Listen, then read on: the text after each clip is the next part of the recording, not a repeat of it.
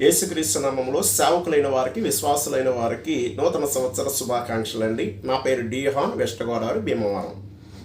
అయితే ఈ సమయంలో ఒక మాట చెప్పడానికి వీడియో చేస్తున్నానండి. మొదటి తెస్సలోనికి రాసిన పత్రిక 5వ అధ్యాయం 16వ వచనంలో పౌలు గారు ఒక మాట చెప్పారండి. ప్రతి విషయమునందు కృతజ్ఞతాస్తుతులు చెల్లించుటి, ఇలాగ చేయుట యేసుక్రీస్తునందు మీ విషయంలో దేవుని యొక్క చిత్తము అని చెప్పేసి పౌలు గారు చెప్పారు. ఈరోజు మనము నూతన సంవత్సరంలోనికి అడుగు పెడుతున్నాం కనుక గతించిన సంవత్సర కాలం అంతా దేవుడు మన పట్ల చేసిన మేలును బట్టి, కార్యాలను బట్టి అనేకం ఉన్నాయి. కానీ మనము అన్నిటిని బట్టి కృతజ్ఞతాస్తుతులు చెల్లించాలండి. ఎందుకంటే సృష్టిని కలగజేసి సృష్టిలో మనం పుట్టడానికి కృప చూపించి దేవుడు ఆయన మాటల చేత మనం నింపాడు చూసారా, అందుకు కృతజ్ఞతాస్తుతులు చెల్లించాలి.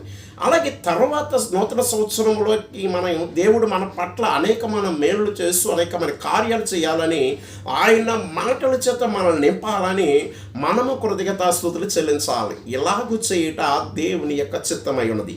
మొదటి తెస్సలోనికి రాసిన పత్రిక 2వ అధ్యాయం 13వ వచనంలో పౌలు గారు అంటారు, మీరు నేను చెప్పినటువంటి దేవుని వాక్యమును, మరి ఇది మనుషుల వలన కలిగినది కాదు, మనుషుల యొక్క వాక్యము కాదు, దేవుని యొక్క వాక్యమని మీరు అంగీకరించారు చూసారా, అందును బట్టి నేను దేవునికి కృతజ్ఞతాస్తుతులు చెల్లిస్తున్నాను అని అంటున్నారండి. నిజంగా ఎంత గొప్ప ధన్యత. ఈరోజు ఇది దేవుని యొక్క వాక్యమని నిజంగా అంగీకరించారనుకోండి, మీరందరూ కూడా దేవుని యొక్క చిత్తమును జరిగిస్తారు. ఏమిటనంటే కృతజ్ఞతాస్తుతులు చెల్లిస్తారు.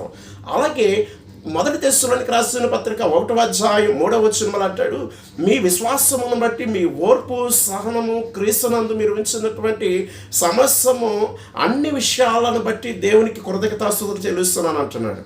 ఈరోజు మనందరం కూడా, మరి ప్రతి ఒక్కరము కూడా మన పట్ల దేవుడు ఆయన వాక్యం చేత మనం నింపుతున్నాడు చూసారా, అందరిని బట్టి కృతజ్ఞతాస్తుతులు చెల్లించాలి దేవునికి ఎల్లప్పుడూ.